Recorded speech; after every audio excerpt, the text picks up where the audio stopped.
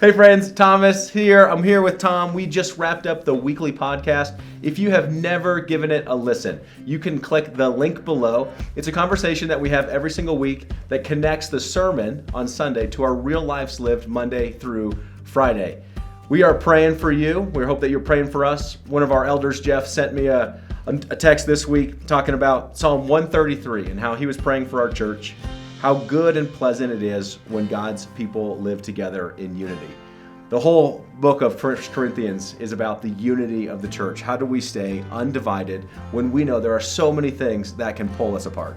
And we experience that often. And Paul is the master of talking to people who are on polar opposites and saying, I know this is true, and some of you think this, but he brings them together. And that's what we're trying to do as we study the book of 1 Corinthians, is to be united together around what God is teaching us. So we're going to pray for you this week, that you'll be united with the people in your life, in your family, in your marriage, that we'll be united together as a church in a time when the world is very divided.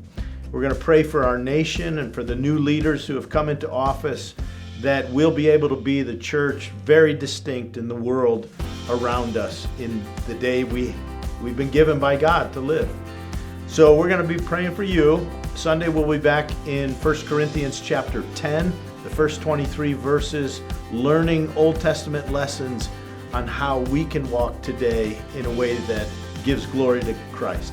I hope you'll join us. We'll see you soon.